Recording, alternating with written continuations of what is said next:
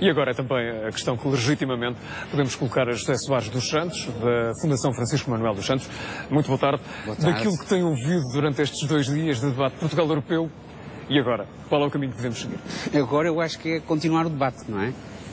Porque aquilo que nós tentámos fazer aqui nestes 2 dias é tentar demonstrar que a questão não é simples, que é múltipla e que merece da parte de todos os portugueses uma reflexão profunda e não é só na simplicidade dos argumentos que muitas vezes são utilizados que se pode tomar essa decisão. Não é? E o caminho que eventualmente os outros, entenda-se, outros Estados-membros da União Europeia querem que Portugal siga, será compatível com os interesses do país?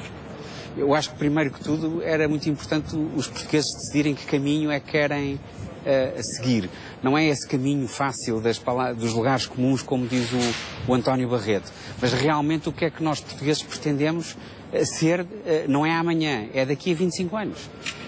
E só assim é que depois nós podemos estabelecer um debate produtivo com os nossos parceiros europeus, que eu acho que têm exatamente a mesma questão. Não é? E muito aqui se falou da Alemanha, que é tido como o país líder da União Europeia, obviamente que é o motor da economia no espaço da União Europeia. A Alemanha pode de facto desenvolver um papel importante de liderança. Há também quem tenha dito que o país não tem, a Alemanha não tem perfil para ser líder europeu.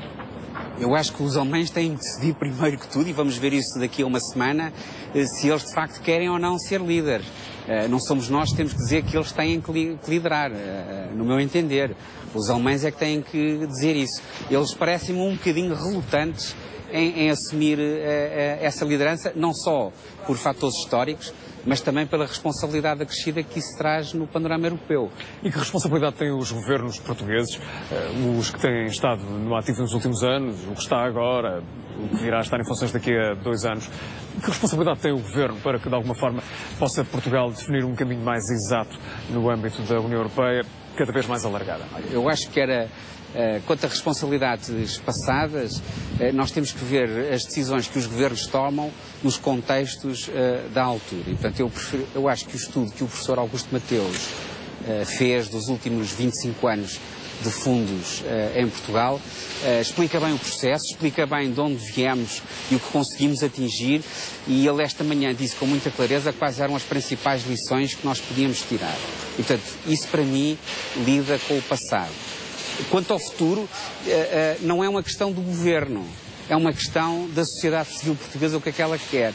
Não é o governo que pode determinar o que é que nós queremos. Os portugueses é que têm que começar a ser ativos e começarem a expressar as suas opiniões de uma forma concreta. É assim que o processo democrático se faz. E depois o governo tem que dar, digamos assim, cumprimento à vontade dos portugueses e não o contrário. E parece que já na reta final deste segundo encontro presente no futuro, que os portugueses estão mais despertos e mais interessados para que percebam qual é o seu papel e qual é o seu posicionamento no âmbito da União Europeia? Ou continua a sentir algum distanciamento para com esta entidade, a União Europeia, por parte dos cidadãos? Eu acho que não, eu acho que é o contrário. Eu acho que os portugueses estão cada vez mais envolvidos nestas questões. O que é muito importante é fornecer a informação de uma forma transparente nas situações que estamos e quais são realmente as questões importantes que nós temos que responder. O António Barreto, esta manhã, disse que a questão mais importante que se punha aos portugueses era a forma como vamos gerir os próximos 20 mil milhões de euros de ajuda do quadro comunitário que entram em Portugal.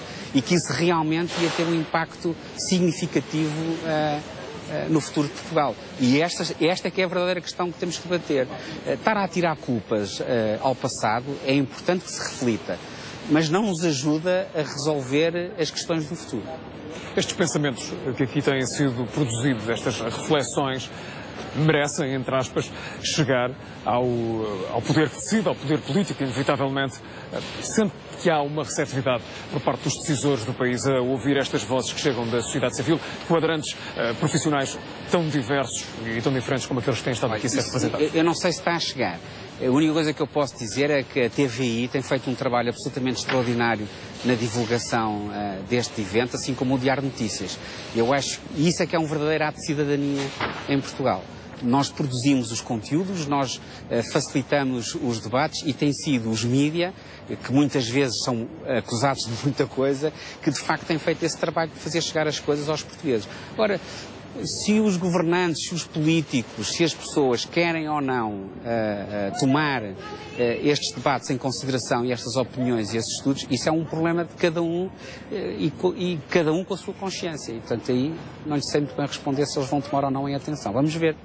José Soares dos Santos, muito obrigado pela sua presença. Obrigado. E parabéns por mais esta iniciativa. Eu só gostava de, muito rapidamente, agradecer ao Liceu Pedro Nunes, à sua direção e a todas as pessoas do Liceu que foram absolutamente extraordinárias nesta semana em que nós tornámos o Liceu Pedro Nunes num caos completo, enquanto que os professores se preparavam para começar as aulas. E isso é uma demonstração que nós estamos num país cheio de boa vontade.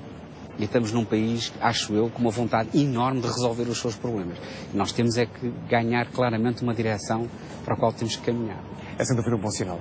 Mais uma vez, muito obrigado. E a TV